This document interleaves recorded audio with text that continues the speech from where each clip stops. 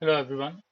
This is Anuttam Anand, registration number 19 BCE 1285, and today we will discuss on the topic Schnorr digital signature. So, introduction. So, in cryptography, a Schnorr signature is a digital signature produced by the Schnorr signature algorithm, and it was discovered by Klaus Schnorr. So, it is a signature scheme known for its simplicity, efficiency, and it generates short signatures. So, it is one of the protocols used to implement proof of knowledge.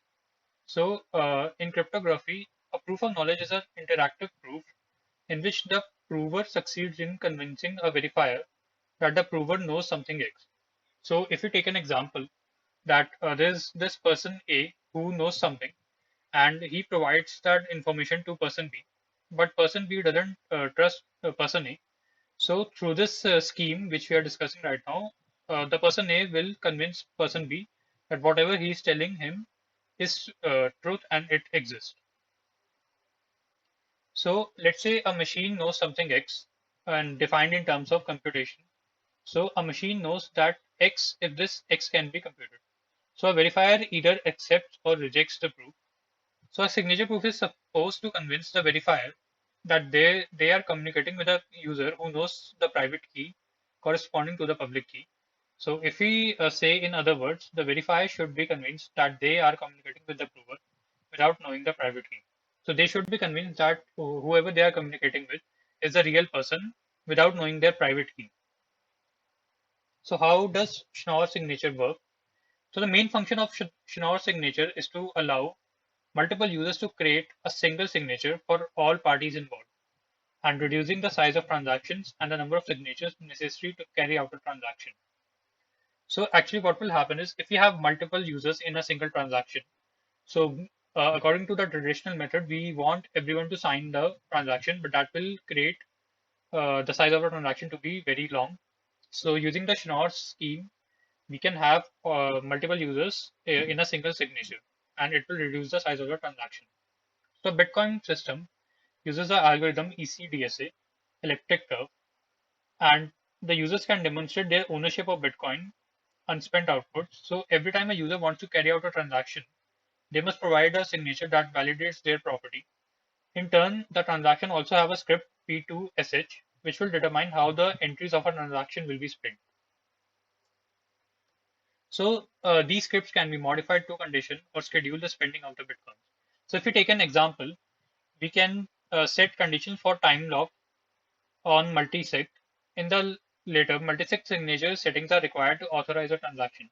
So multisig employ an M of n scheme where any combinations of valid signatures within n can unlock unspent outputs by requesting a threshold with m number of valid signatures. So to authorize a transaction in spent and exit, m number of signatures must be provided between participants, where each of the signatures has a size in bytes of length. So if we take an example, so suppose that Maria, Juan, and Pedro have a multisig wallet, where to carry out a transaction, two of the three participants must sign. And in this example, any combination of signatures n will be able to authorize a transaction, whether Maria signs with Juan or Maria signs with Pedro or Pedro signs with Juan. So either two of the three participants are required. Or in our case, there is another condition that determines who should be the main signatories. But in general, the fulfillment of two firms will authorize the transaction. However, the byte size of a multi-sig transaction will be larger than a conventional transaction that only requires a signature. This is where the problem lies. So as multi-sig, by having to provide a certain number of signatures to authorize a transaction, the size of the transaction will grow proportionate to the number of signatures that are required. So if we have two signatures out of three, so then the size will be larger. So let's say there are 100 people and 51 signs. So we have to contain the 51 signed signatures. So that will increase the size of the transaction. So the implementation of Schnorr signatures represents a real solution to this problem. So this solution combines all the individual firms within the same firm, reducing in turn the size of the transactions and the cost generated by the transaction fee. So lower the size, lower the cost of the transaction fee. So this is a diagrammatic representation of the idea behind Schnorr's digital signature. So as we can see, we have two signatures S1 and S2. There's one message M. There is a private key of Alice, and R is a random secret. So Alice public key comprises of this E1, E2, P, and Q. So what happens is we take E1 from Alice public key, we take the random secret, we take P again from Alice public key and the message, we pass it into a function F1, then H, and which generates S1. Now again we take D, so D is the Alice private key, random which is R, Q again from Alice public key, and then we take this output S1 into this. Then we pass it on to a function F2, and which does mod Q also, and it outputs S2. So this is the process of signing. So now we have got our signature S2. So now how we will verify it? So what we will do is we take S1, S2, the message we got, E1, E2 from the public key, and P. We pass it into a function F3, which does mod P. Then it's passed to H, so which goes here, and we also pass S1, and it says, okay, yes, this is verified, and then we will accept it. So now coming to the algorithm behind Schnorr signature. So let's take an example of two friends, Bob and Alice. So Alice has announced to the world that she has a public key and can accept and receive information through it. So Bob thinks that Alice is lying. So Bob does not trust Alice in this situation.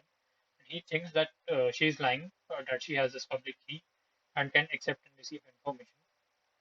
So what happens is that Alice wants to prove her honesty without showing her private keys. So she doesn't want to show her private keys because if anyone gets hold of the private keys, they can do some transaction or they can uh, you know make a duplicate of her identity and can use that. So here is the way Schnorr's protocol will help us. So now we consider the following parameters: P, Q, A, S, V, R, X, Y. So where P is any prime number, Q is a factor of P minus 1. A is such that A to the power Q is equals to 1 mod P. So the above three variables are global and public, which means anyone can see these three variables at a given scenario.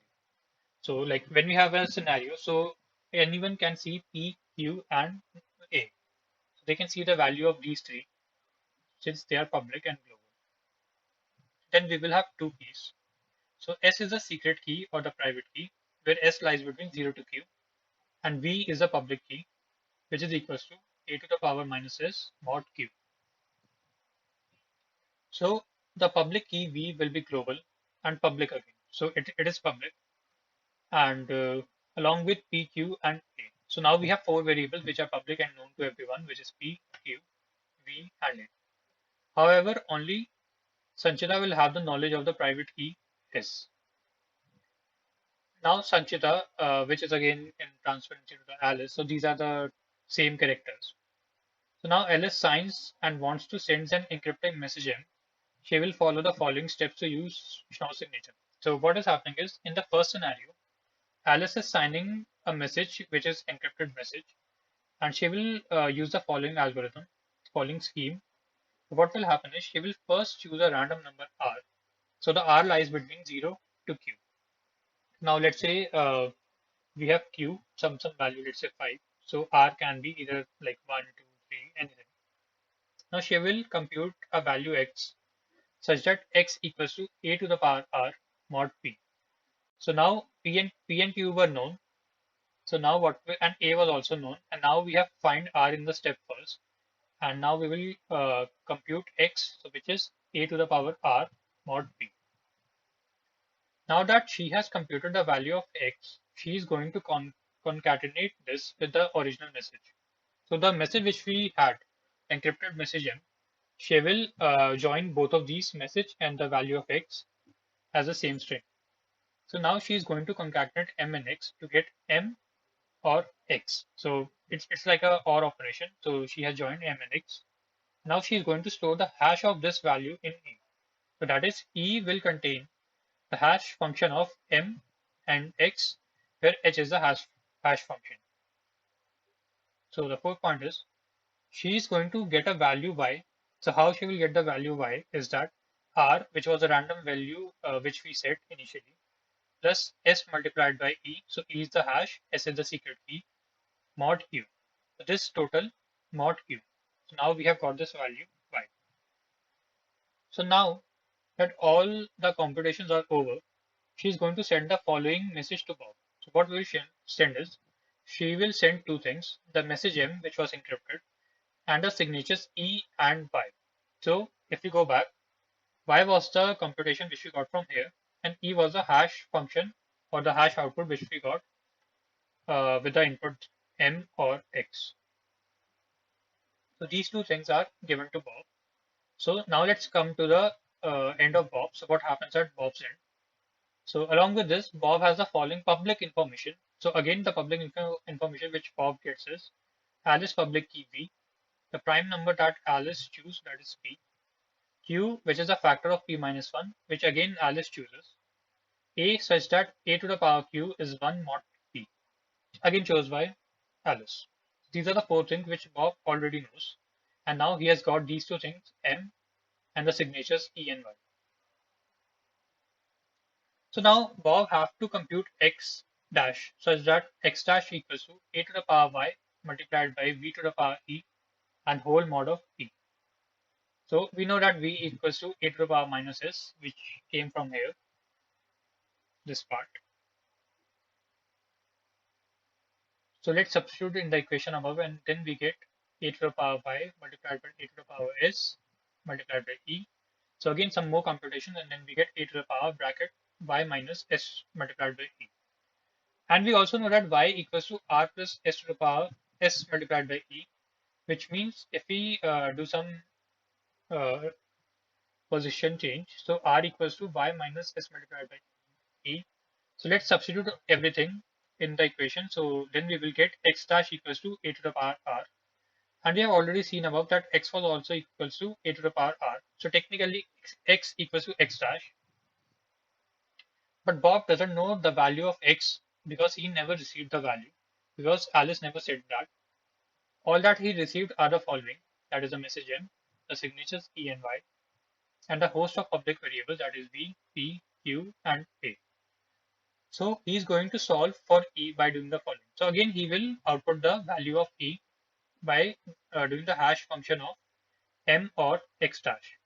So note that earlier we solved for E by doing this. So we got the value of E by computing H, that is hash function of M or X.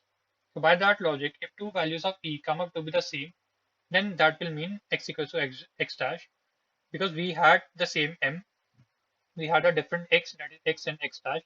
So if E comes same again, because Bob knows E, then that means that okay, this is verified. This came from Alice. So all this computation which we saw at the Schnorr's algorithm, so this follows three properties of zero knowledge proof. So the first is completeness. So completeness means that Bob was convinced of Alice's honesty, because at the end x was equals to x dash. So in the end, Bob was convinced that okay, Alice is the honest one, so she is the one which is sending the message, and yeah, that was completeness. Second is soundness. So the plan was sound because Alice only had one way to prove her honesty, and that was through her private key. So this technically means that Alice did not have to send the private key, but in all of the computation which we did, her private key was involved, which was again her true identity. And the third thing is zero knowledge, which is that Bob never got to know about Alice's private key. So in this scheme, everyone was happy because Alice did not have to share her private key, and Bob was able to get convinced that okay, this was the this message was sent by Alice, and he got to know the identity of Alice and get it verified. And Alice was able to prove her identity. So now we will talk about some of the advantages of Schnorr's scheme. So the first is implementation of this signature scheme can improve network privacy by allowing Schnorr signature transactions to look identical to conventional single signature transactions. So they are indistinguishable from each other. So what this point means is that the signature scheme which we are implementing here at the Schnorr scheme, so it can improve network privacy.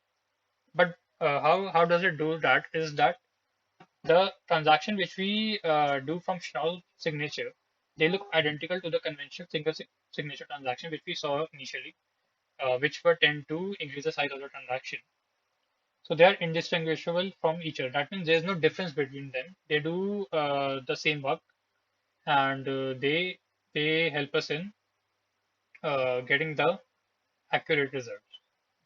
So the second advantage is Schnorr firms reduce the need for storage space for transactions with multi-signatures up to 25%.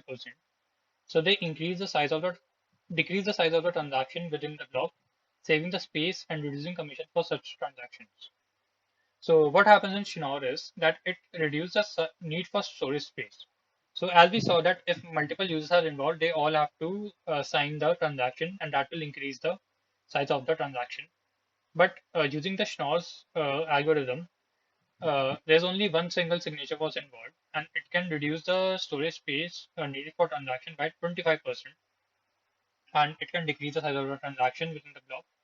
So saving the space and again saving the commission, which will be used for transferring those transactions and deploying the smart contract and the transactions. So third advantage is by reducing the storage space of transactions within the block, Schnorr signatures can contribute to better network scalability. So what does this point mean is that if you have very heavy transactions, that is size of the transactions is very heavy or very large, then transferring that from one node to another will take more amount of time, more amount of bandwidth, and scaling the network will be very difficult because initially if you have lower transactions, it will be easy. We won't even notice a difference. But as soon as transaction will increase and their size is already more, we won't be able to scale the network. So network will become heavy and transaction will soon be getting blocked and they can get deadlock also. So the fourth advantage is this implementation will allow transactions to be validated and confirmed much faster. In this way, the waiting time for confirmation on the network is significantly reduced. So this point is a significant one because in nowadays we have seen in Bitcoin we use the proof of concept, which is also used in Ethereum currently. So the computation which we have to do in proof of concept to validate the transaction and confirm it takes a lot of amount of time. But using the Schnorr's algorithm, it allows us to validate it quickly and much faster, and it will save the time for confirmations, and the network speed will increase. And we will have the rate of transaction will also increase, and the network will be much better and scalable.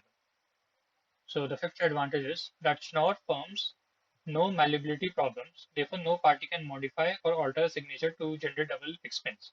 So again, it's about the classic double spending problem. So since these signatures cannot be modified or altered, so it protects us from the double spending attack. So the sixth point is they are essential part for the application of Taproot, one of Bitcoin's most anticipated announcement to enhance the scalability, privacy, and ability to smart contract. So the Schnorr's algorithm is an essential part for Bitcoin, and it helps in scalability, privacy, and ability to write smart contracts and deploy them. But now there are several disadvantages to the Schnorr's algorithm, and we will talk about only two. So the first one is in the implementation of Schnorr's signature, each participant must demonstrate that their public key is valid through a signature produced with its corresponding private key. So what is happening is the example which we took.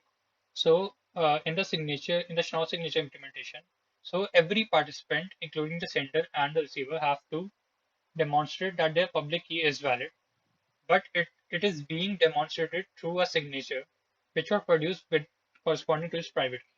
So like Alice sent the signature to Bob and Bob was verifying it. So that signature was tied down to Alice's private key again. So that is a disadvantage to Schnorr scheme that why we want uh, a sender's private key to be to validate it. So the second disadvantage is that the implementation of Schnorr signature exposes an attack vector where a participant can claim a false public key and control the multisig. So if we see the Schnorr's implementation, so an attack vector who wants to disrupt a network can portray a participant which has a false public key. and he can control the multi-signature and can disrupt the network, lock down transactions, and everything. So yeah, so this was the implementation of Schnorr's signature and how it reduces the amount of size of transactions and what are its advantages, which are many, and what are its disadvantages. Yeah, thank you.